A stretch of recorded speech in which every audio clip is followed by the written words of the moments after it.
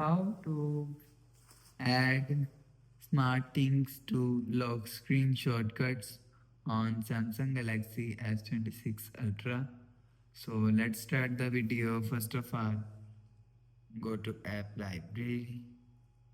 Now here, so click on settings app. Now in setting, scroll down and click on wallpaper and style. So after click on wallpaper and style, click on lock screen. And so if you want to add SmartThing shortcut on lock screen, so click on app and click on no app.